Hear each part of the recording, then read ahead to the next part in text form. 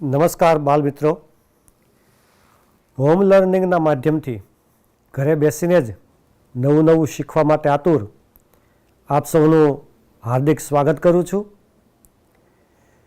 બાળ મિત્રો, આપ સૌ જાણો છો કે કોરોના મહામારીને લીધે આપણે શાળાએ જઈ શકતા નથી, એટલા માટે ઘરે બેસીને અભ્યાસ કરીએ છીએ. મિત્રો, આ મહામારીથી બચવા માટે આપણે ઘણી બધી કાળજી લેવી પડે એમ છે. મોટાભાગે જરૂર ન હોય ત્યારે બહાર જવાનું ટાળવાનું છે, પણ જવું જ પડે તો યોગ્ય રીતે માસ્ક બાંધી અને બહાર નીકળવાનું છે. બહારથી આવ્યા પછી યોગ્ય રીતે અને પૂરતા સમય માટે આપણે આપણા હાથ ધોઈએ. બહાર જવાનું થાય ત્યારે કોઈ પણ વ્યક્તિને મળવાનું થાય, કોઈ પણ વ્યક્તિ સાથે સંપર્કમાં આવવાનું થાય ત્યારે ઓછામાં ઓછું 6 ફૂટનું અંતર રાખીએ. તો ચાલો મિત્રો, તૈયાર છો ને? યાદ કરો, ગયા વખતે આપણે ગુજરાતી પાઠ્યપુસ્તકમાં પાઠ 10 મૂર્ખના સરદારો એના વિશે વાત કરી હતી. યાદ છે ને? હા, એ પાઠ આપણે વાંચ્યો હતો. એ પાઠને વાર્તા સ્વરૂપે સમજ્યા હતા. એ પાઠની અંદર અલગ અલગ પ્રકારના જે નવા શબ્દો આવ્યા એ આપણે સમજવા પ્રયાસ કર્યો હતો. અને યાદ કરો, એક સવાલ પણ તમને પૂછ્યો હતો, એનો જવાબ પણ તમે બરાબર મોકલ્યો હતો ને? સરસ. મિત્રો, અકબર અને બિરબલની ઘણી બધી વાર્તાઓ પુસ્તક સ્વરૂપે આપણે ત્યાં મળે છે. એટલું જ નહીં, તમે તમારી શાળાની અંદર તમારા વડીલો પાસેથી, દાદા દાદી પાસેથી, તમારા મિત્રો પાસેથી ઘણી બધી વખત આ અકબર અને બિરબલની બાલ વાતો સાંભળી હશે. મિત્રો, બિરબલ ખૂબ જ બુદ્ધિશાળી હતો. આપણે પણ મોટા થઈને બિરબલ જેવા બુદ્ધિશાળી બનવાનો પ્રયત્ન કરવાનો છે. સાચું ને? અને ક્યારે શક્ય બને? જ્યારે આપણે જે વસ્તુ ભણ્યા છીએ, જે વસ્તુ નવી જાણી છે, જે નવી વસ્તુ શીખ્યા છીએ, એનો વારંવાર અભ્યાસ કરવામાં આવે, એનું વારંવાર સ્વાધ્યાય કરવામાં આવે, તો આ બધી વસ્તુ આપણામાં આત્મસાત થઈ જાય અને એનાથી આપણું જ્ઞાન વધે, આપણા કૌશલ્યો વધે, આપણે સરસ મજાનું એ મોટા થઈ અને બિરબલ જેવા ચતુર બની શકીએ.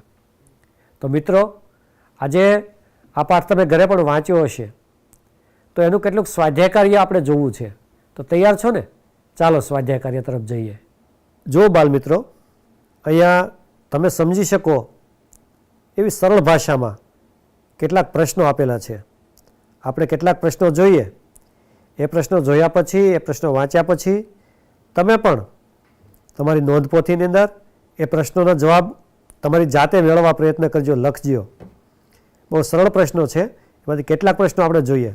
પ્રશ્ન પહેલો, નીચેના પ્રશ્નોના એક વાક્યમાં ઉત્તર લખો.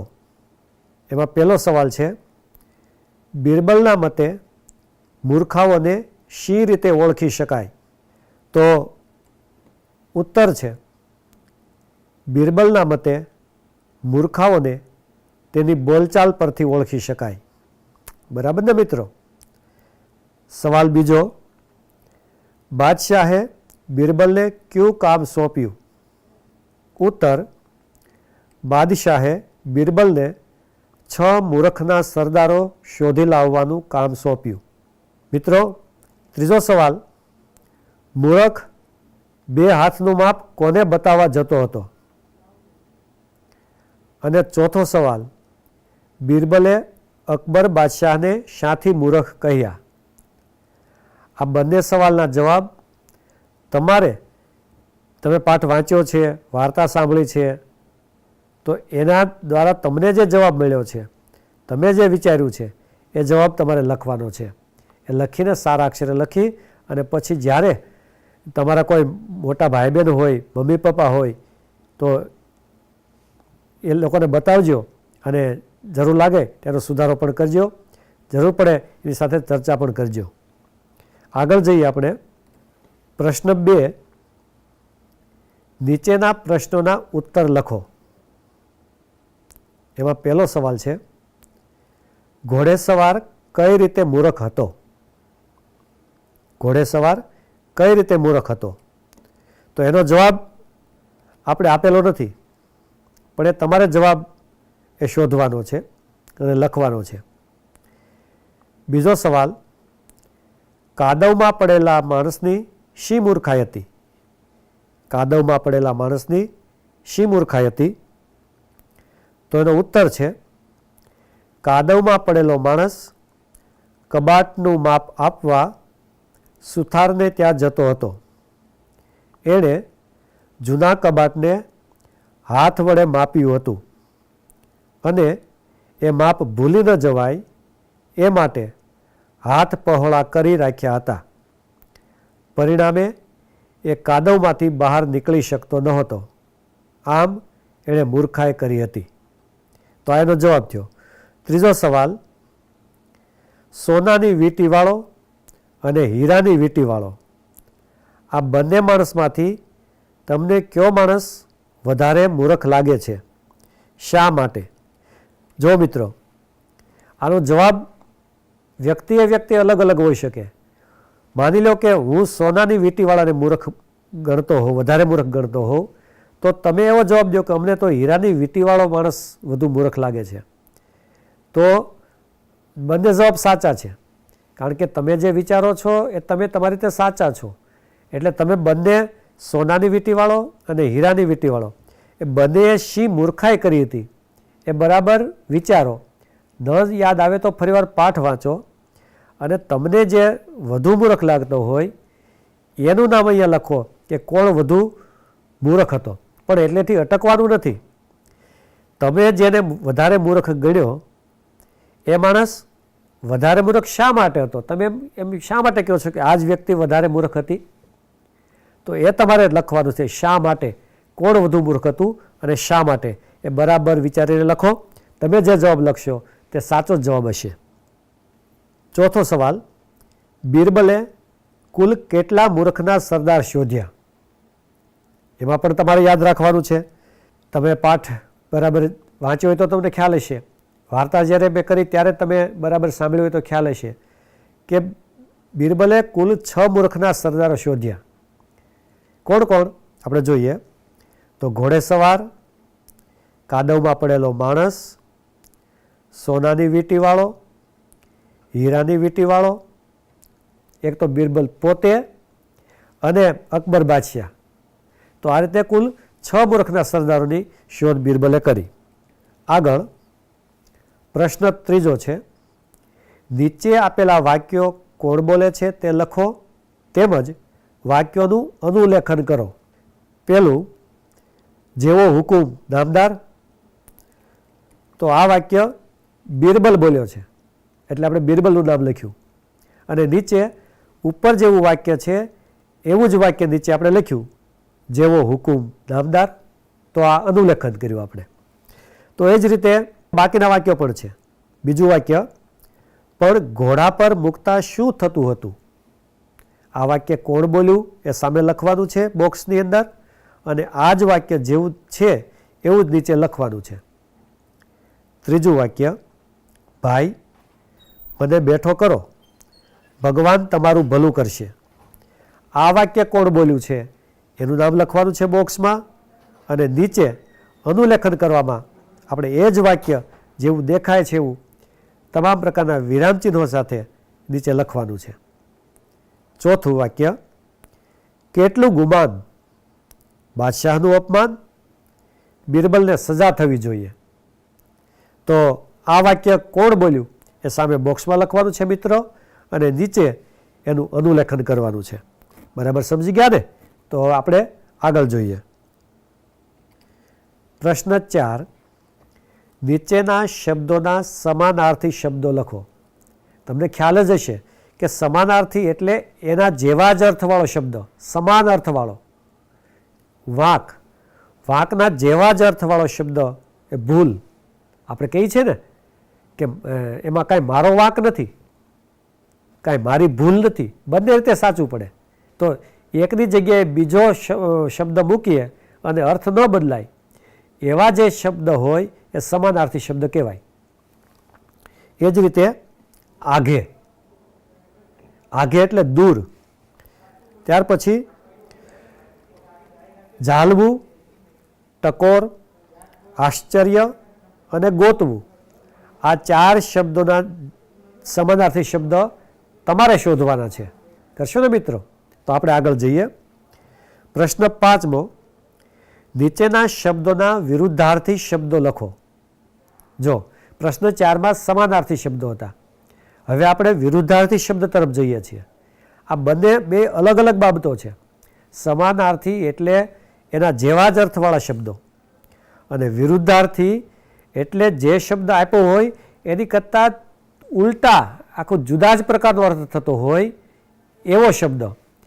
એટલે વાક્યમાં એ શબ્દની જગ્યાએ બીજો શબ્દ મુકાય, વિરુદ્ધાર્થી શબ્દ મુકાય તો વાક્યનો આખો અર્થ ફરી જાય. એવા જે શબ્દ છે એને વિરુદ્ધાર્થી શબ્દ કહેવાય. હોશિયાર શબ્દનો વિરુદ્ધાર્થી થાય ઠોઠ. આમ તો કોઈ ઠોઠ હોતું જ નથી, પણ અહીં આપણે શબ્દ જોઈએ છીએ એટલે હોશિયારનો વિરુદ્ધાર્થી ઠોઠ. આપણે ઘણીવાર બોલીએ ને કે આ વિદ્યાર્થી તો બહુ હોશિયાર છે, તો એનો વિરુદ્ધાર્થ આપણે જ્યારે કરવો હોય, એના જુદા પ્રકારનો અર્થ કરવો હોય ત્યારે ઠોઠ શબ્દ વપરાય છે. નિરાશા, નિરાશાનો વિરુદ્ધાર્થી શબ્દ થાય આશા. બંને શબ્દો એકબીજા પરસ્પર વિરોધી અર્થ બતાવે છે. બંનેના ઉદાહરણ વાક્યથી હું તમને કહું તો નિરાશા શબ્દ આપણે આવે એવું વાક્ય જોઈએ કે મારા મામા આવવાના હતા તે આવ્યા નહીં એટલે મને નિરાશા થઈ. મારા મામા આવવાના હતા પણ આવ્યા નહીં એટલે મને નિરાશા થઈ. હવે આશા શબ્દ વાપરી અને આપણે વાક્ય બોલીએ તો મને આશા છે કે આજે તો મારા મામા આવશે જ. મને આશા છે કે આજે તો મારા મામા આવશે જ. જો પહેલામાં નિરાશ થઈ ગયો તો વ્યક્તિ, બાળક નિરાશ થઈ ગયું હતું કે આજે મારા મામા ન આવ્યા, એને દુઃખ હતું, પણ એ જુદા જ અર્થમાં એણે લીધું, આશા શબ્દ વાપર્યો તો એનામાં એક આનંદ આવ્યો કે નહીં આજે તો મારા મામા આવશે જ, એવી આશા બંધાણી. તો બંને પરસ્પર વિરુદ્ધાર્થી શબ્દ, વિરોધી અર્થવાળા શબ્દો છે. આગળ તો જૂનું, અઘરું, નબળું અને અંધારું, એ 4 શબ્દોના વિરુદ્ધાર્થી શબ્દ તમારે લખવાના છે, ગોતવાના છે. પાઠમાં પણ છે. પાઠમાં નબળો તો મમ્મી પપ્પા સાથે ચર્ચા કરો, જ્યારે શાળા શરૂ થાય ત્યારે શિક્ષક સાથે ચર્ચા કરો, પાઠ્યપુસ્તકમાંથી શોધો અને લખો. સાથે સાથે એના એ અર્થ જેમાં ફલિત થતો હોય, અર્થ બંધબેસતો થતો હોય એવા વાક્ય પણ બનાવો. સરસ મિત્રો, આગળ જઈએ. પ્રશ્ન 6, નીચેના શબ્દ સમૂહો માટે એક શબ્દ લખો. જો 2 શબ્દ સમૂહ આપેલા છે, બંનેમાં એક કરતાં વધુ શબ્દો છે. એ આપણે એવો શબ્દ શોધવાનો છે કે જે આખા શબ્દ સમૂહ આપ્યો છે મોટો, એનો અર્થ એક શબ્દમાં આવી જાય એવો શબ્દ આપણે બનાવવાનો છે. જોઈએ. ઘોડા ઉપર સવારી કરનાર. જે માણસે ઘોડા ઉપર બેઠો હોય, ઘોડા ઉપર સવારી કરી હોય, એને એક શબ્દમાં શું કહેવાય? ઘોડે સવાર. કોઈ માણસ નીકળે તો એને એટલું બધું બોલવાની જરૂર નથી કે માણસ ઘોડા ઉપર સવારી કરી છે, પણ એમ કહી દઈએ કે ઘોડે સવાર છે તો પણ ચાલે. એટલે ઘોડે સવાર છે એ શબ્દ સમૂહ માટે એક શબ્દ છે. બીજો શબ્દ છે ઘાસ વગેરે એકઠા કરી બાંધેલો જથ્થો. એના માટે એક શબ્દ છે ભારો. જો કેટલો લાંબો શબ્દ સમૂહ છે એને એક જ શબ્દમાં 2 અક્ષર આવ્યા ભારો, તો એનાથી બહુ સ્પષ્ટ એનો અર્થ થઈ ગયો. તો આવા શબ્દ સમૂહો આપણા પાઠમાં ઘણા બધા છે. આ બે તો તમે જોયા, પણ બીજા પણ શોધી કાઢજો અને એના માટે કયો એક શબ્દ વપરાયો છે એ પણ તમે શોધી કાઢજો. આગળ પ્રશ્ન 7મો, શાળાના પુસ્તકાલયમાંથી આવી રમૂજ પ્રેરક વાર્તાઓ મેળવીને વાંચો. તમને ખૂબ મજા પડી હોય એવી 2 વાર્તાના નામ નોંધો. શાળામાં પુસ્તકાલય તમારે છે જ, એમાં તમે પુસ્તકો વાંચતા જ હશો, પણ તમે જ્યારે શાળાએ જવાનું થાય ત્યારે, અત્યારે તો નથી વાત, પણ જ્યારે શાળાએ જાઓ ત્યારે આજે જે આપણે વાર્તા વાંચી સાંભળી એવો રમૂજ થતો હોય, જેમાં આનંદ આવે એવી વાત હોય, એવી વાર્તા શોધો અને એવી વાર્તા વાંચો. અને એમાંથી તમને જે 2 વાર્તા ખૂબ ગમી હોય એ વાર્તાના નામ અહીં નોંધો. હવે એવું પણ બને મિત્રો કે તમારા ઘરે પણ આવા પુસ્તકો હોય તો એ પણ તમે વાર્તા વાંચી શકો. જરૂરી નથી કે શાળાની લાઇબ્રેરી, શાળાના પુસ્તકાલયમાંથી જ આપણે પુસ્તક મેળવવું, પણ તમને જ્યાંથી પુસ્તક મળે ઘરે બેસીને જ્યાં વાંચી શકાય એવું પુસ્તક તમે મેળવો અને તમને જે 2 વાર્તા ગમે એ 2 વાર્તાના નામ અહીં નોંધવાના છે. મિત્રો, મેં જે વાર્તાઓ વાંચી છે એમાં મારી શાળાના આ પુસ્તકાલયમાંથી અને મને જે ગમી છે એના નામ હું તમને અહીંયા કહું છું. તો પેલું તેનાલીરામ અને બીજું મિયા ફુસકી. આગળ પ્રશ્ન 8મો, નીચેના શબ્દો આગળથી અને પાછળથી વાંચો. હવે સરસ મજાની ગમ્મત થાય ને, મજા આવે ને એવી એક પ્રવૃત્તિ આપણે કરવાની છે. અહીં કેટલાક શબ્દો હું તમને આપું છું. એ શબ્દ આપણે જેમ વાંચીએ છીએ ને પહેલાં આગળથી વાંચવાના છે. આપણે વાંચીએ, જોઈએ શબ્દ. તરત, નયન, કાલિકા અને નવજીવન. આ 4 શબ્દો આપણે વાંચ્યા. હવે આ જ શબ્દોને પાછળથી વાંચવાનો છે. જોઈએ શું થાય છે. તરત, નયન, કાલિકા, નવજીવન. સમજાયું મિત્રો? મજા આવી ને? આગળથી વાંચીએ કે પાછળથી વાંચીએ, બંનેના ઉચ્ચાર એક સરખા જ થયા. એટલું જ નહીં, બંનેના અર્થ પણ સરખા થયા.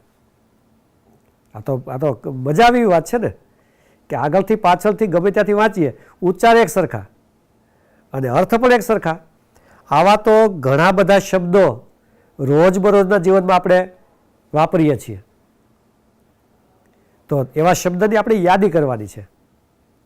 તો આવા શબ્દો તમને વધુ મળે તો એ શબ્દો શોધો અને તમારી નોંધપોથીમાં લખો. આ સરસ મજાની ગમ્મત થયેલી પ્રવૃત્તિ છે.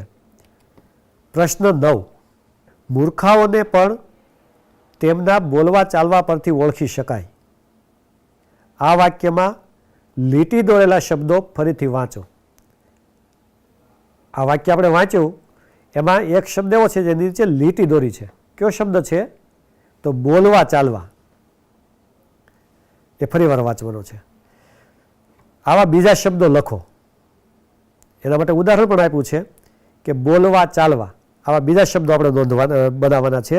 આપણે બનાવી શબ્દો, 4 શબ્દો બનાવ્યા, જેમાં એક તો આપણને આપેલો છે બોલવા ચાલવા, હરવા ફરવા, ઉઠવા બેસવા અને ચોથું ખાવા પીવા.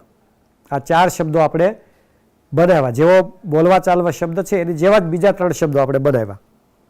હવે ઉપર નોંધેલા શબ્દોનો ઉપયોગ કરી વાક્ય બનાવો. હવે સરસ મજાની પ્રવૃત્તિ મિત્રો આવી કે આપણે જે આ શબ્દો 4 નોંધ્યા એ શબ્દનો ઉપયોગ થતો હોય એવા વાક્ય બનાવવાના છે. પેલું ઉદાહરણ આપ્યું છે, જુઓ. બોલવા ચાલવા, તો એના પરથી ઉદાહરણ છે, વાક્ય છે કે એની સાથે બોલવા ચાલવામાં કોઈ વાંધો નથી. એની સાથે બોલવા ચાલવામાં કોઈ વાંધો નથી. હવે એવા શબ્દ હરવા ફરવા, તો હરવા ફરવા શબ્દનો ઉપયોગ થતો હોય એવું વાક્ય આપણે બનાવીએ.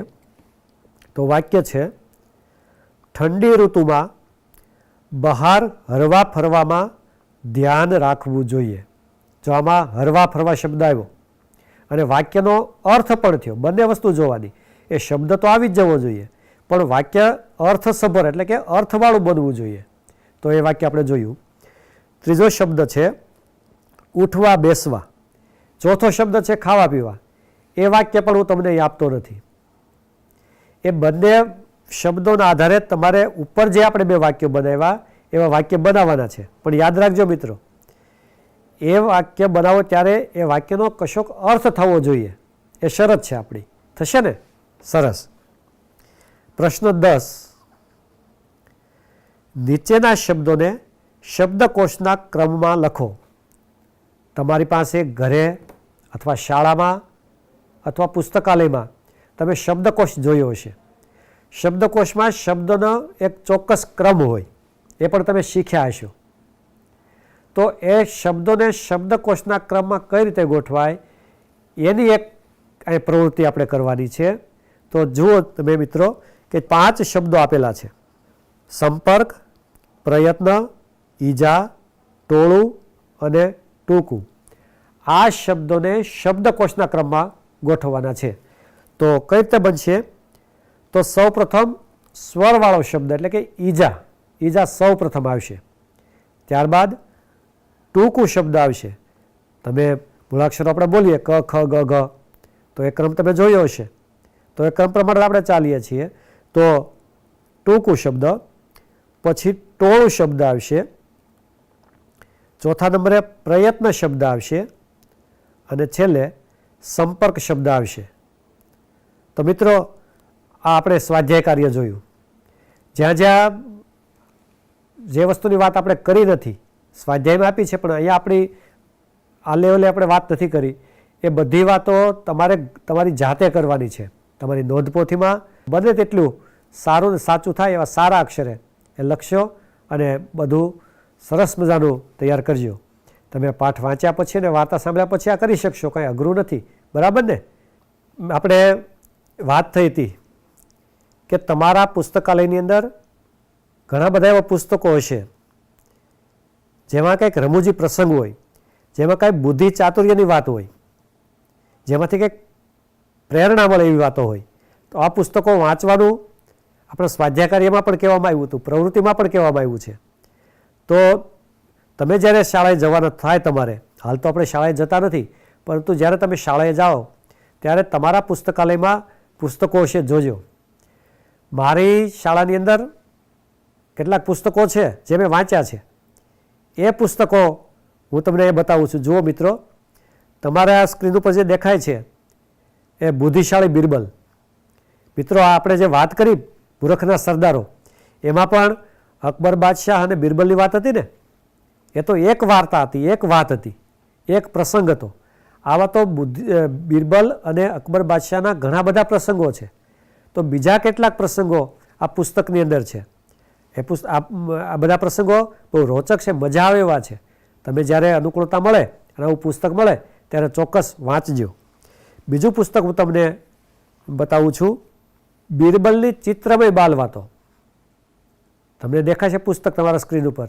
આમાં પણ અકબર બાદશાહ અને બિરબલ છે. બાદશાહ સવાલ કરે, જાત જાતના ભાત ભાતના અને ચિત્ર વિચિત્ર સવાલો કરે, અને બિરબલ એટલો બુદ્ધિશાળી કે બાદશાહને સંતોષ થઈ જાય, બાદશાહ રાજી થઈ જાય, ખુશ થઈ જાય એવા સરસ એના ઉત્તર શોધી કાઢે. તો એવા પ્રસંગો ઘણા બધા આ પુસ્તકની અંદર છે. તમારા પુસ્તકાલયની અંદર આ પુસ્તક હોય તો તમે ચોક્કસ વાંચજો, વાંચવાની ખૂબ મજા આવશે. હજી પણ આપણે કેટલાક પુસ્તકો જોવા છે મિત્રો. તમારી સ્ક્રીનમાં તમને દેખાય છે શાબાશ ચતુરો. તો આમાં પણ એનું શીર્ષક જોશો, તમે પુસ્તકનું નામ જોશો એટલે ખ્યાલ આવી જશે કે આમાં કંઈક ચતુરાઈની વાત છે, અને ચતુરાઈનું કામ કર્યા પછી એને શાબાશી આપવાની વાત છે. તો એવું પુસ્તક પણ તમારા પુસ્તકાલયમાં ચોક્કસ હશે જ. તો જ્યારે તમારે શાળાએ જવાનું થાય ત્યારે આ પુસ્તક તમે ચોક્કસ વાંચજો, એ વાંચવાની મજા આવશે. ત્યાર પછી એક સરસ મજાનું પુસ્તક હું તમને બતાવી રહ્યો છું, અડવાનું બુદ્ધિ પ્રદર્શન. નામ જ જુઓ તમને, એક તો એ છોકરાનું નામ જોશો ત્યાં તમને હસવું આવશે કે અડવો. તો એનું બુદ્ધિ પ્રદર્શન, અડવો એવી મૂર્ખાઈ કરે કે એમાંથી હાસ્ય નિષ્પન્ન થાય, આપણે હસવું આવે એવા પ્રસંગો બને. બુદ્ધિ પ્રદર્શન એટલે અહીંયા ખરેખર આપણે જેને બુદ્ધિ કહીએ છીએ એની વાત નથી, પણ એ જે મૂર્ખાઈ કરે છે અને એમાંથી જે મજા આવે એવા પ્રસંગો બને છે એની વાત અહીંયા છે. આપણે પાઠમાં શીખ્યા ને મહામૂર્ખ અથવા તો મૂર્ખના સરદારો, તો એવી જ મૂર્ખાઈ અહીં અડવો કરે છે અને ઘણા બધા પ્રસંગો એના આ પુસ્તકની અંદર છે. હજી મારે તમને એક પુસ્તક બતાવવું છે, મરક મરક. આ મરક મરક પુસ્તકમાં તમે એના શીર્ષકથી સમજી ગયા હશો કે આ પુસ્તકમાં પણ હાસ્ય પ્રેરક પ્રસંગો છે. ઉપર તમે એનું ચિત્ર જોશો ને ત્યાં ખ્યાલ આવશે કે કશુંક એવું છે કે જે આપણને આપણા મનને પ્રસન્ન કરી દે, આપણને કંઈક હસવું આવે એવી વાત છે. અને મિત્રો આ બધા પુસ્તકો બતાવ્યા એમાં માત્ર હસવાની વાત નથી, એમાં માત્ર ગમ્મતની વાત નથી, પણ ગમ્મત સાથે જ્ઞાન પણ મળે છે. કંઈક જીવનના કંઈક પાઠ પણ શીખવા મળે છે, એવી વાતો છે. એટલે જ્યારે જ આ પુસ્તકો બતાવ્યા, એ પુસ્તકો વાંચવા એ જ નથી કહેતો, પણ એ સિવાયના ઘણા બધા પુસ્તકો તમારા પુસ્તકાલયની અંદર હશે અથવા તો તમારા ઘરની અંદર પણ હશે. તો તમે પુસ્તકો જ્યારે જ્યારે સમય મળે ત્યારે વાંચજો અને એ પુસ્તકમાં જે તમે શીખ્યા છો, જે કાંઈ જાણવા મળ્યું છે એ લખવા પણ પ્રયાસ કરજો. અને તમારા મિત્રો, હાલ તો આપણે મળતા નથી, પણ જ્યારે જ્યારે મળવાનું થાય, તમારા પરિવારના સભ્યો સાથે બેસવાનું થાય, ત્યારે સાથે બેસીને આ પ્રસંગો એને પણ કહેજો, એને પણ એમાં ભાગીદાર બનાવજો. બાળમિત્રો, તો આજે તમે ઘણી બધી બાબતો આ પાઠમાંથી આપણે શીખ્યા છીએ. અકબર અને બિરબલ વચ્ચેનો સંવાદ જોયો, મૂર્ખના સરદારો કોને કહેવાય એ આપણે વાત જોઈ. ત્યાર પછી પુસ્તકાલયમાંથી કેવા કેવા પુસ્તકો વાંચવા એની આપણે ચર્ચા કરી. જે સ્વાધ્યાય કાર્ય આપવામાં આવ્યું છે એની પણ કેટલીક ચર્ચા આપણે કરી. મિત્રો, હવે આજનો સવાલ હું પૂછું છું, તમે બરાબર એ નોંધી લ્યો અને એનો જવાબ આપેલી તમારી સ્ક્રીન ઉપર જે નંબર દેખાય છે એની પર મોકલવાનું ભૂલતા નહીં હો. તો આજનો સવાલ: સંજોગો અનુસાર પ્રશ્નો કે સમસ્યા ઉકેલનાર એનો અર્થ નીચેનામાંથી કયો થાય? 1 મૂર્ખ, 2 ચતુર, 3 અભિમાની અને 4 ઈર્ષ્યાળુ. આમાંથી સાચો જવાબ પસંદ કરી અને આપેલા ફોન નંબર ઉપર તમારે મોકલવાનો છે. ફોન નંબર છે 6 3 5 7 3 9 9 4 4 0. તો બાળમિત્રો, મૂર્ખના સરદારો એ પાઠ આપણે બધાએ સાથે બેસી અને જોયો, વાંચ્યો, વાર્તા સ્વરૂપે રજૂઆત કરી, સાંભળી, એનું સ્વાધ્યાય આપણે જોયું. મજા આવી ને? આશા છે કે આ પાઠના માધ્યમથી, આ પાઠ દ્વારા આપણું ભાષાનું કામ ઘણું બધું થયું છે. તમે નવા નવા શબ્દો જાણ્યા હશે, નવા નવા વાક્ય કઈ રીતે બને, સમાનાર્થી શબ્દો કઈ રીતે મૂકી શકાય, વિરુદ્ધાર્થી શબ્દનો વાક્યમાં ઉપયોગ કઈ રીતે કરી શકાય, આ બધી બાબતો આપણે સમજ્યા. કોઈ શબ્દને આગળથી અને પાછળથી વાંચીએ અને એક જ પ્રકારનો અર્થ થતો હોય એવા શબ્દો ક્યાં છે એ આપણે જોયું. અનુલેખન કઈ રીતે થાય એની સમજ આપણે પ્રાપ્ત કરી. વાર્તા સ્વરૂપે કોઈ પાઠને કઈ રીતે રજૂ થાય એ આપણે જોયું. આદર્શ વાંચન સારી રીતે વાંચી કઈ રીતે શકાય એ પણ આપણે જોયું. તો મને પૂરેપૂરી શ્રદ્ધા છે કે તમે બધા ખૂબ જ ધ્યાનપૂર્વક આ આખા પાઠ દરમિયાન શાંતિથી બેઠા છો અને મારી જેમ તમને પણ આ પાઠમાં ખૂબ ખૂબ મજા આવી છે. આવી છે ને મિત્રો? ખૂબ ખૂબ ધન્યવાદ. નમસ્કાર.